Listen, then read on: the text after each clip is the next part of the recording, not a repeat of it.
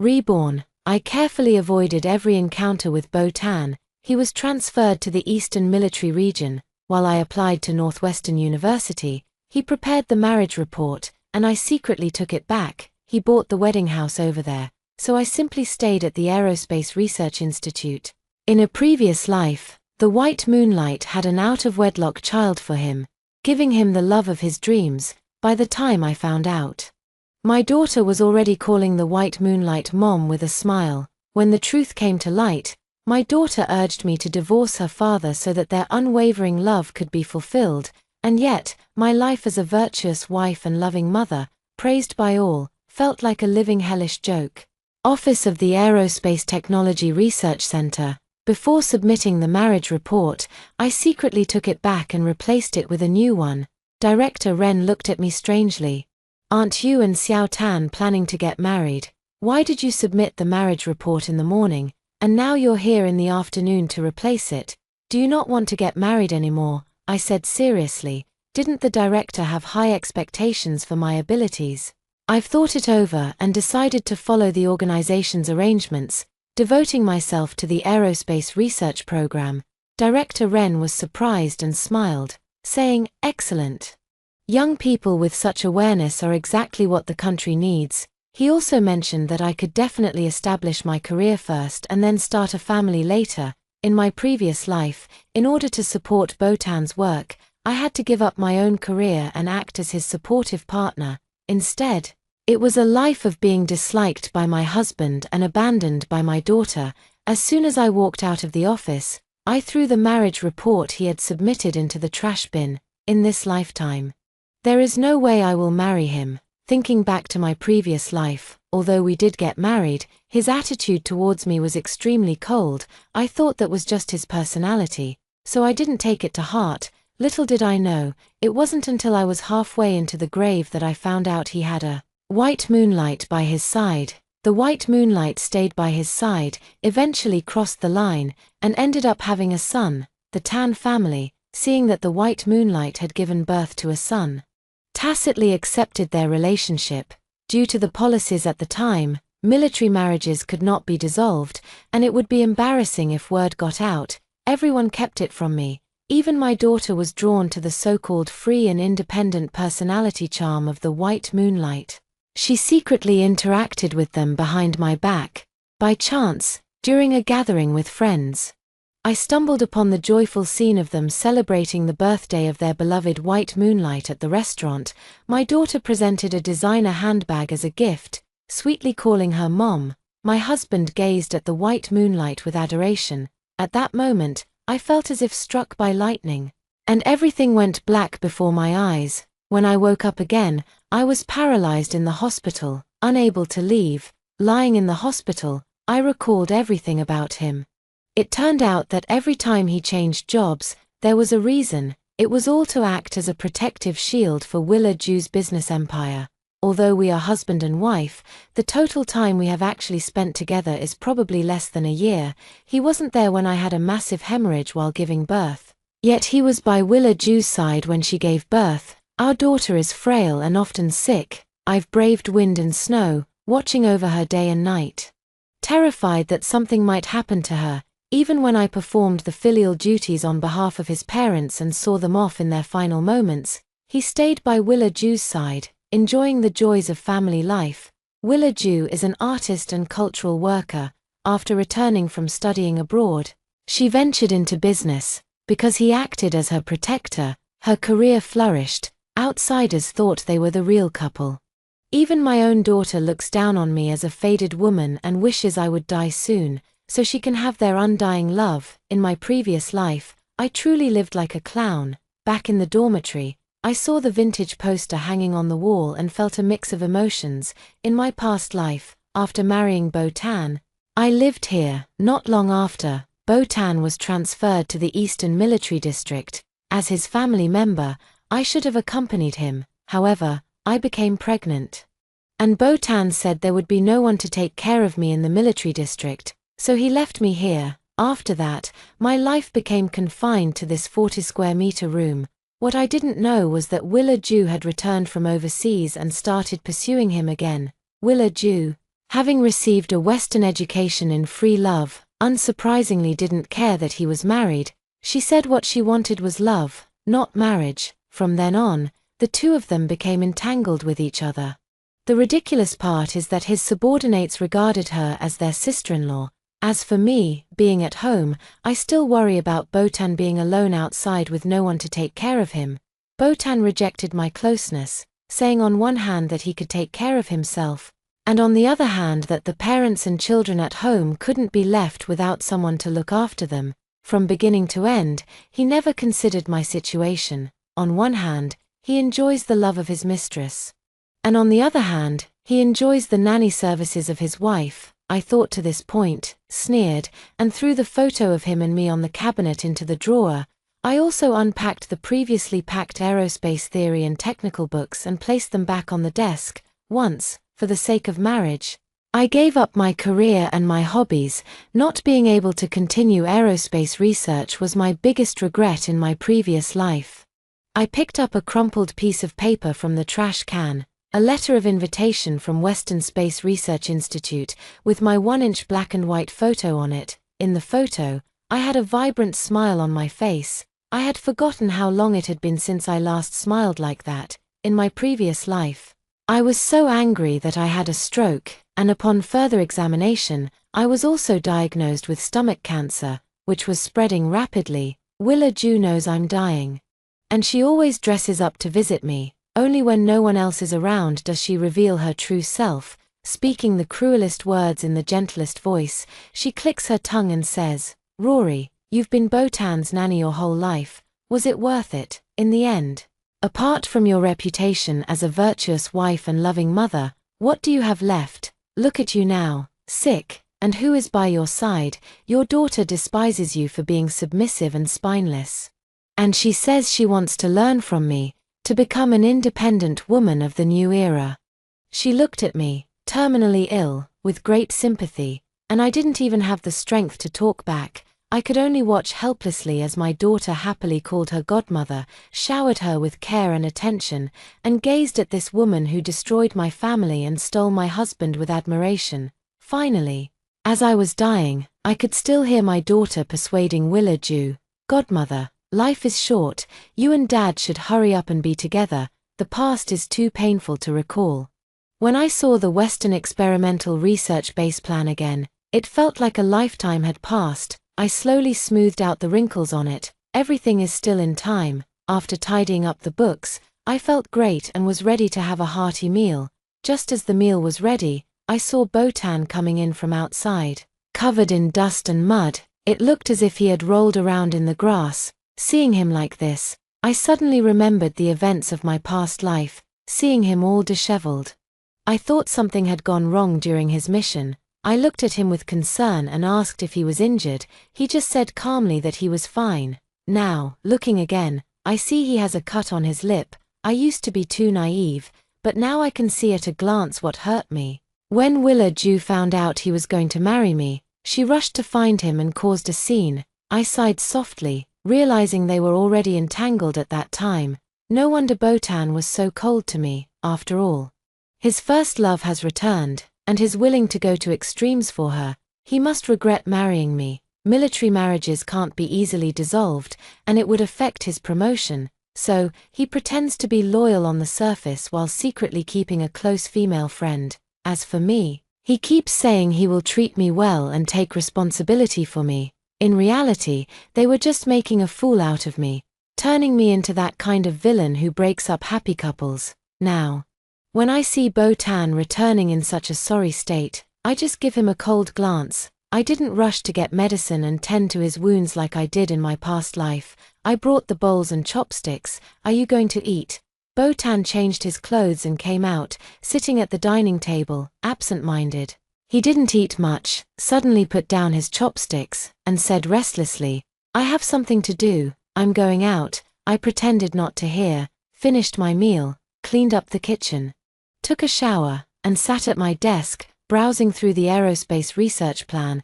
I marked off another day on the desk calendar. In 10 more days, I would be going with the organization to the Western Aerospace Research Base, leaving this place forever and ever. That night, I slept soundly, woke up, washed up, and got ready to go to work. Before going out, I unexpectedly heard Botan coughing his back. When I shook my head and pretended not to hear it. Being foolish once in the previous life was enough. In this life, I will live for myself. After submitting the application, I couldn't wait to find out the result. Before leaving, it's best not to complicate matters and try to avoid Botan. I had just opened the door when a slender woman stood before me. Her face pale, her lips bright red and slightly swollen, her appearance was suggestive and sparked the imagination. Seeing her, I couldn't help but hold my breath. And I couldn't stop thinking about my previous life in the hospital. Willa Ju changes into new clothes every day, wears exquisite makeup, and steps in red high heels with an overwhelming aura. Compared to me, who's halfway buried in the yellow earth, I look too wretched. At that moment, Willa Ju looked at me unexpectedly, sizing me up and down, revealing a suggestive smile. "Hello, I'm here to see Bo." If Willa Ju hadn't chosen to go abroad back then, they would have already ended up together. Thinking of this, I feel quite at ease. I couldn't be bothered to argue with her, so I said calmly, "Step aside." I brushed past her, went straight downstairs, got on my bicycle, and headed for the Aerospace Research Institute. Everyone at the institute was discussing the matter of going to the Western Research Base. If I went to the base, my life would essentially be dedicated to the country, living in isolation from the world. Director Ren once again confirmed my intentions. I signed the confirmation form without hesitation. Director Ren nodded with satisfaction and discussed the work direction of the aerospace mission with me. We would depart in 9 days, and he told me to have a thorough discussion with my family. My parents had long passed away, and I was raised by my uncle. My father was a subordinate of Botan's father. Tan's father disliked Willa Ju for her admiration of foreign things and valued me more, hoping that Botan would marry me to be his virtuous wife. When I was young, I thought feelings could be cultivated. Little did I know, what they wanted was a housekeeper, not a marriage. After work, I returned to the dormitory, thinking Botan wouldn't be there, but I saw him writing a report at the dining table. Seeing my surprised expression, he opened his mouth to say something. I averted my gaze and carried the groceries into the kitchen. I started preparing lunch and brought out the dishes. He had already set the table. We sat down to eat. I had no intention of speaking, focusing solely on the meal. Botan glanced at me out of the corner of his eye, and finally put down his chopsticks. "Rory, Willa is coming today. I trust you both." I shut him up with one sentence. He looked at me in surprise. Botan is excellent in every aspect, and there is no shortage of beautiful and well-connected girls vying for his attention. I would feel jealous, and in my insecurity, I once timidly asked for his thoughts. He looked at me mockingly. "You don't believe me? How can we even get married like this?"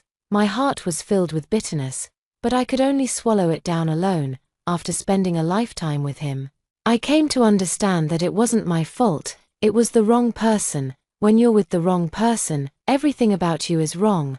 Where Botan's heart lies, I no longer care. After finishing the meal, I cleared my own dishes and returned to my room to continue reviewing my studies. Suddenly, someone knocked on the door, interrupting my train of thought.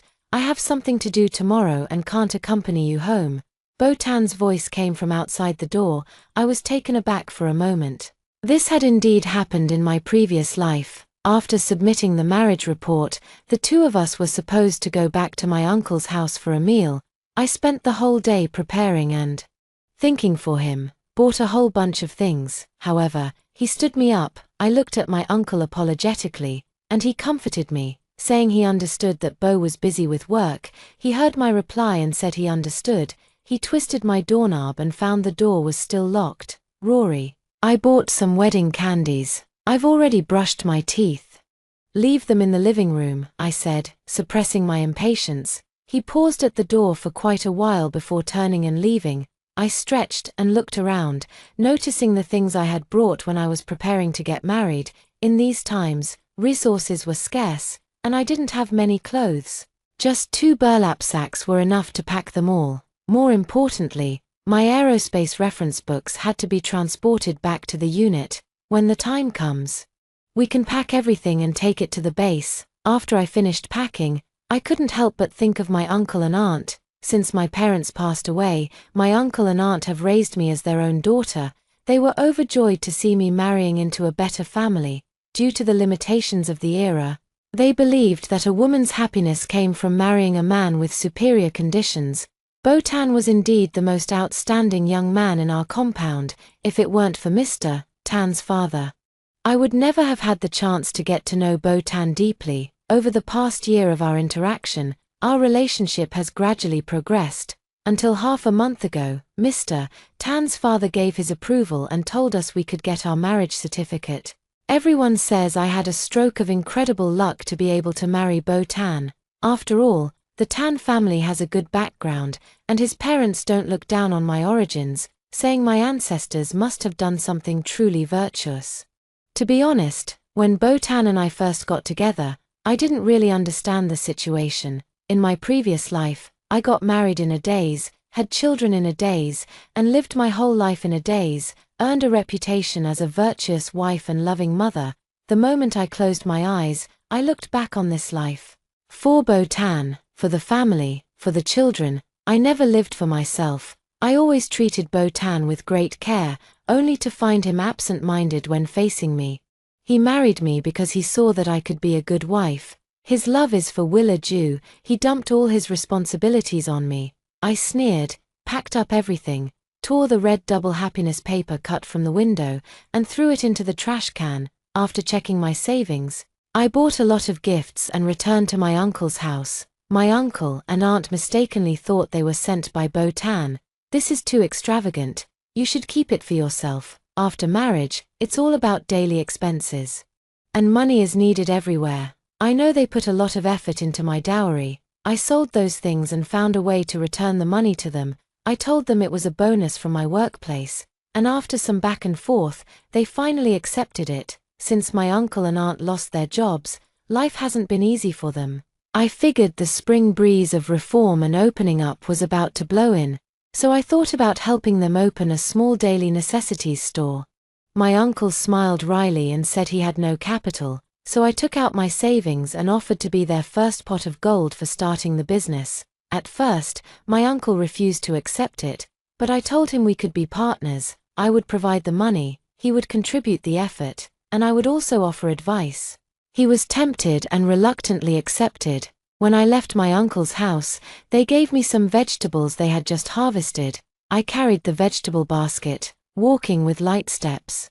And as I approached the dormitory building, I heard the familiar sound of an argument. Under the phoenix tree not far away, the woman frowned and shoved an envelope into the man's arms. "I'm not a beggar. Why are you giving me your money?"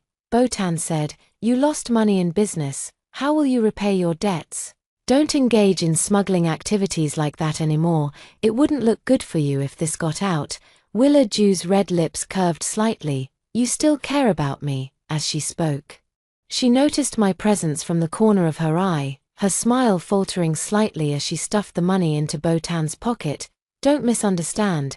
Bo and I are just friends. I had some issues with the goods from my business recently, so I asked him for help." She spoke very frankly, without ever avoiding eye contact. As radiant as the sun in the sky. No wonder Botan couldn't stop thinking about her. What surprised me even more was the embarrassment on Botan's face. He stared at me stiffly, mouth agape, as if he wanted to say something to me. "Good," I smiled faintly, picked up the vegetables, and didn't even bother to give them a glance as I went upstairs to cook and eat. Now they can do whatever they want. It's none of my business. If it weren't for Mr. Tan, I wouldn't want to stay in this lousy dorm for even a day. The base is a place where Dad Tan's influence doesn't reach.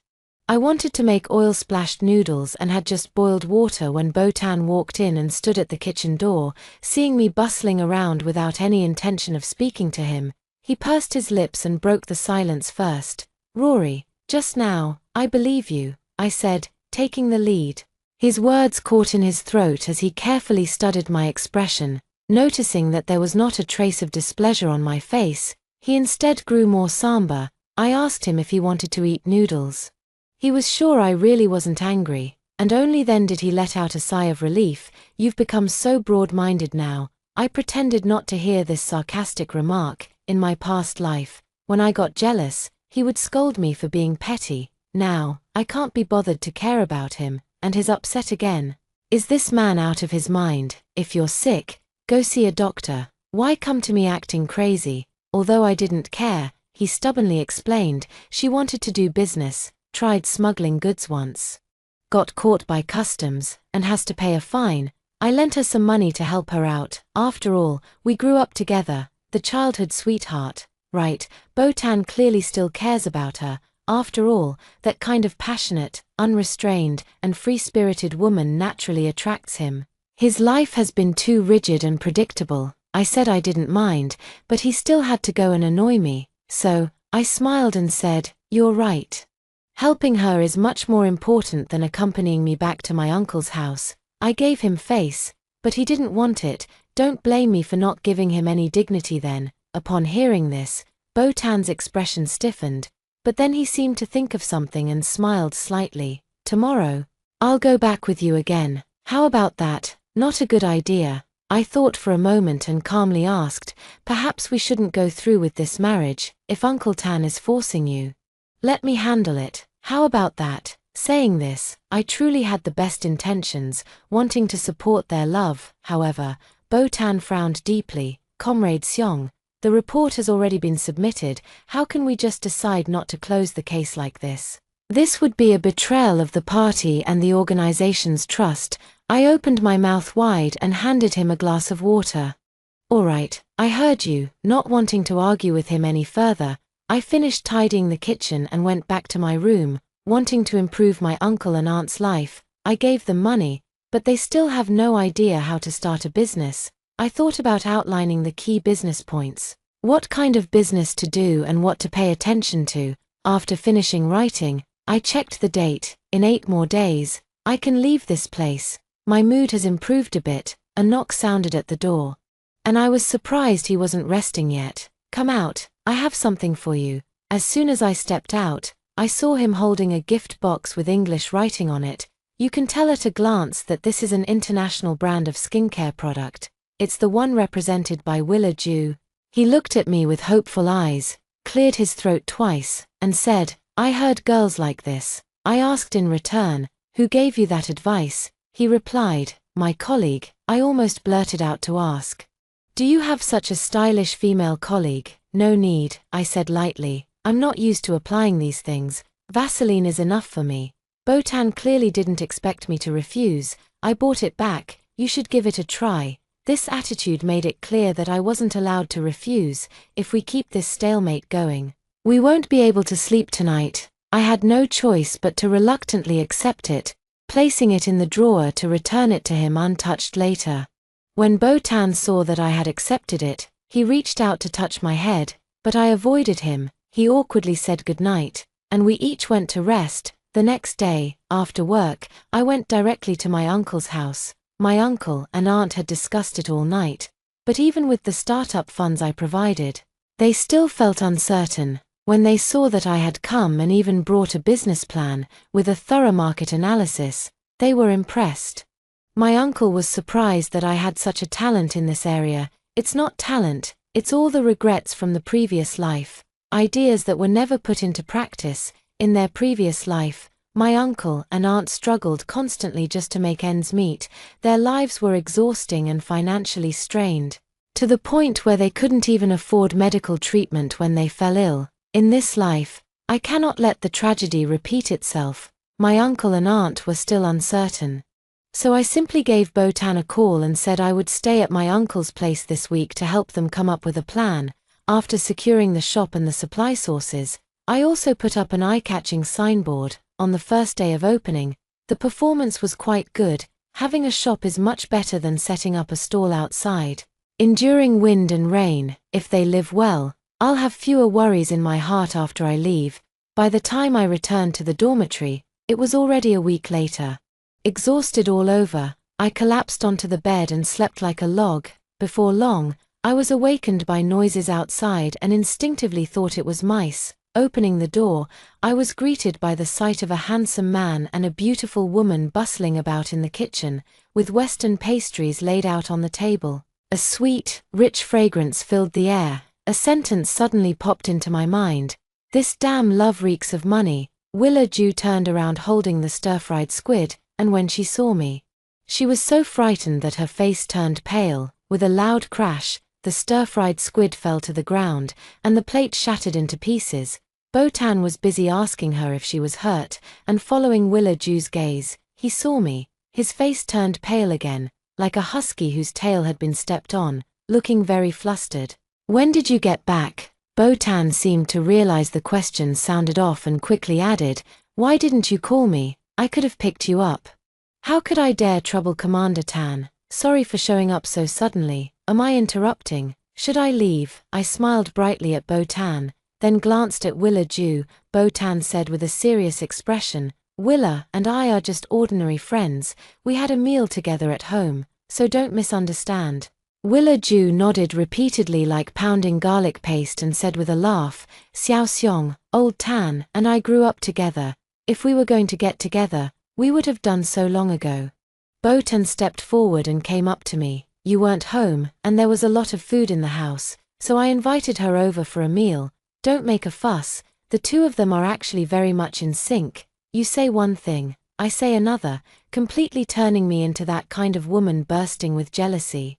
It seems that during the time he was with me, he still hadn't let go of his feelings for Willa Ju, under the guise of growing up together. They're actually engaging in acts of mutual affection. Facing Willa Ju's disdainful provocation, "You're asking for it, my hand is itching." So, with a sharp smack, I slapped Botan across the face. The two people present froze, staring at me in shock. I flexed my wrist, looked directly at the confident Willa Ju, sneered, and picked up the pen. On the calendar hanging on the wall, I crossed out 7 days in one go. The day after tomorrow, just the day after tomorrow. I can leave this damn space and no longer have my eyes polluted by this scarred love. Willa Ju looked at me in surprise. It seemed that my calm and indifferent response, without crying or making a fuss, made her feel embarrassed. Equally confused was Botan. Seeing my reaction, he called my name and further explained, "There's nothing between me and Willa." I looked at the food on the table and realized I was hungry. Even if I mistreat others, I won't mistreat my own stomach. I don't want to get stomach cancer again in this lifetime. I picked up my bowl and chopsticks and started eating. Willa Ju pursed her lips. Botan softly escorted her out, and by the time he returned, I had already finished my meal. He looked at the marks on the desk calendar. "What do the crosses you drew on the dates mean?" I smiled faintly. "Nothing." Botan sighed. "Didn't you say you believed me?" "Yes, I believe in your love. I just don't want to tear apart with him and make things so ugly. In my past life, I ended up like that. Both he and I were equally responsible for the bitter outcome, and I accept it. In this lifetime, I will never repeat the same mistakes." Botan noticed that the double happiness character above my bedroom was gone, and my desk was piled high with aerospace reference books. "Your Aerospace Research Institute is planning to conduct base experiments in the Gobi Desert of Xinjiang." Hearing this, my heart tightened. Botan laughed and said, "That place is very tough. After marrying me, you can avoid going to the base." I recalled that the development of aerospace technology in the late 1990s was inseparable from this experimental plan. Seeing his doubtful look, I casually brushed it off with a couple of words. Botan, seeing that my expression had returned to normal, told me to get some rest early. The next morning, to my surprise, Botan actually took the initiative to go out and buy breakfast. He bought my favorite millet porridge and fried dough cakes. Looking at the date on the desk calendar, I felt inexplicably happy. Early tomorrow morning, I would be able to set off with the organization. Botan noticed me looking at the calendar and said with a smile, "Looking forward to getting the marriage certificate. The review will definitely go smoothly. And we'll be able to get it soon." How could that be? My eyelids twitched as I saw he had no intention of going out. "Aren't you going to work today?" Botan said. "We're getting married soon. I noticed yesterday that you don't have many clothes, so I'll take you to buy some and also get some household items. I'm leaving tomorrow, so I don't need to go to the office today. Thinking about going to the Western base, it's in the middle of nowhere. I should prepare a few more sets of clothes for myself." So I didn't refuse. I had just finished packing and went downstairs with Botan when I saw Willa Ju, who looked pale. She wasn't wearing any makeup, her face was much paler, and there were dark circles under her eyes, compared to her previous brightness. She now appeared so fragile that it stirred pity. Willa Ju held up high-end skincare products and handed them to me, saying, "I'm sorry about what happened yesterday. This is my apology gift. Please accept it." I didn't answer. Willa Ju's hand trembled slightly, but her eyes held a hint of ill intent. Only a woman could sense her provocation. I walked right past her, and as I passed by, I only heard the sound of brand-name cosmetics hitting the floor. Her body went limp, and she collapsed. Botan was about to catch her, but I held her first. I felt her body stiffen in my arms. "Oh my God," she fainted. I shouted to the neighbor, "Quick!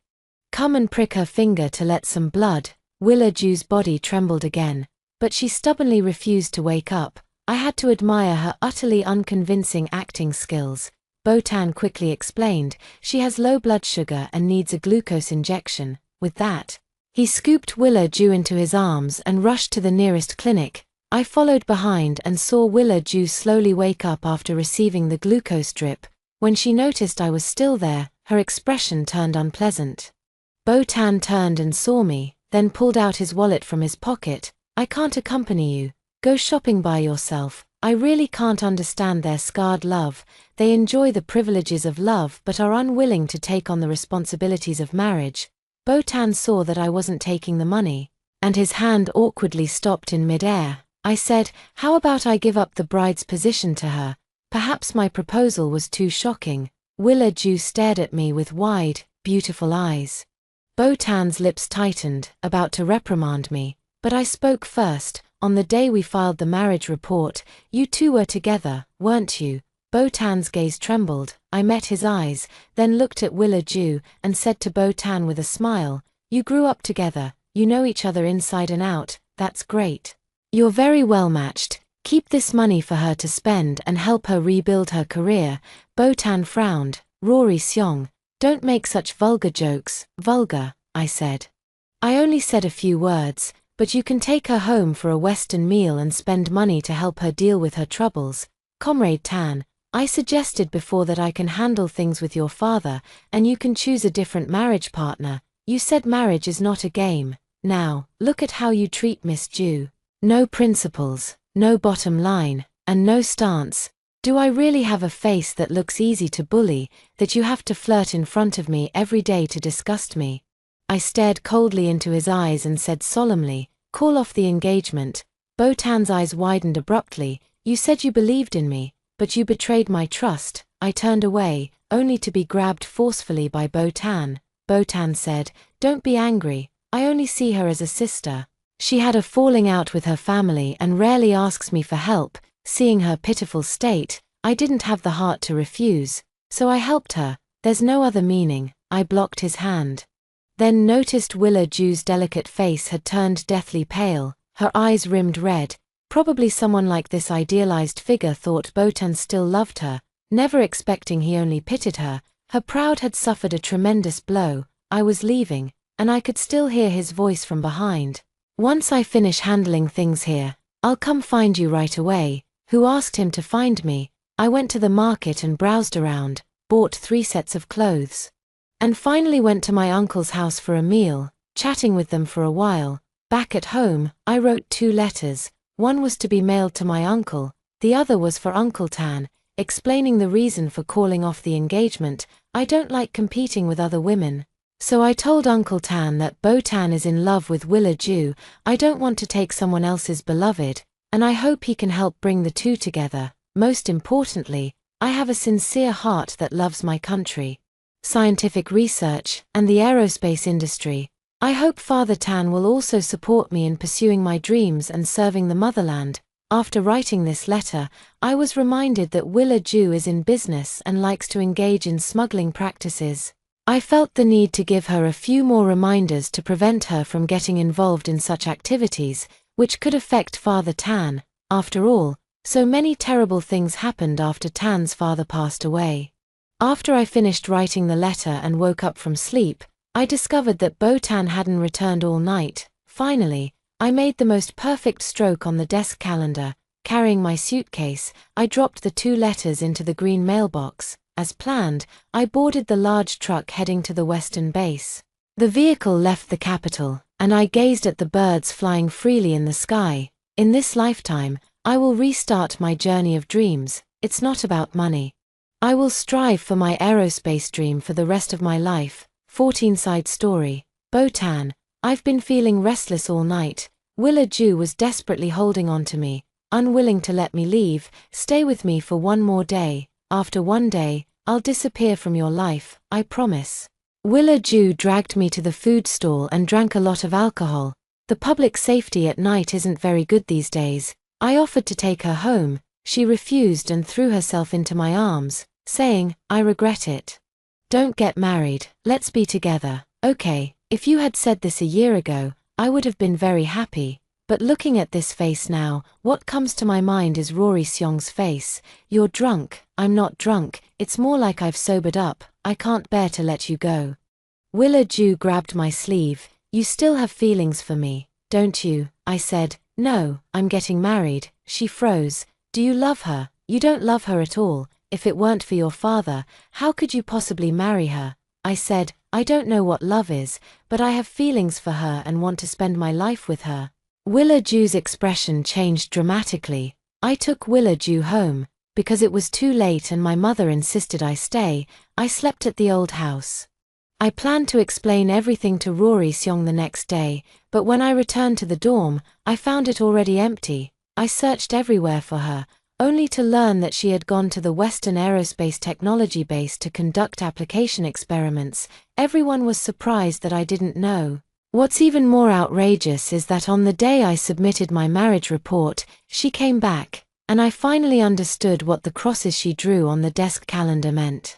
It was the countdown to her departure. She left, leaving everything I had given her exactly where it was: clothes, shoes, and cosmetics. I went to see her uncle and aunt, and they were also surprised by her sudden departure without saying goodbye. Until her letter arrived, she wrote to my dad, but not to me. I went to find Dad and asked her what she had written. When I saw the content of the letter, my face turned pale. The way my dad looked at me, I would rather he had whipped me.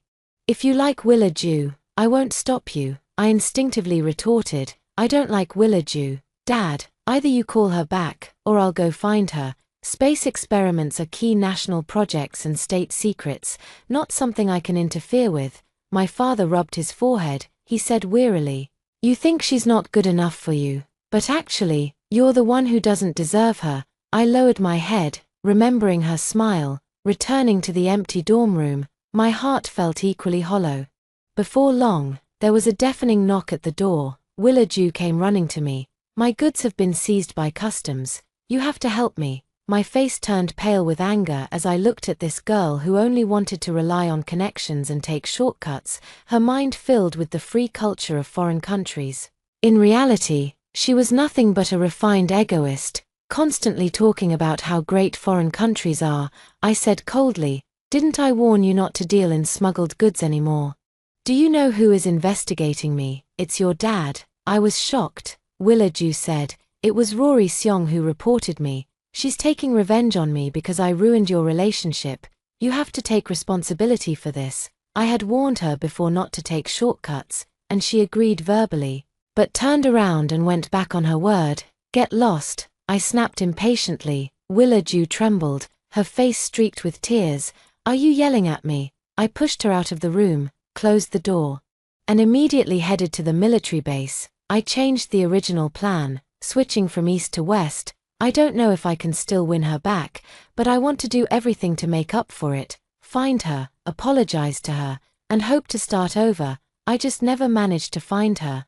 It seemed as if she had dedicated herself to the country, and all her information became classified. I didn't see her again until one afternoon 4 years later. That day, just as I was about to approach her, I saw another man take her hand. She nestled against him and, upon seeing me, greeted me very calmly. She introduced him to me with a smile.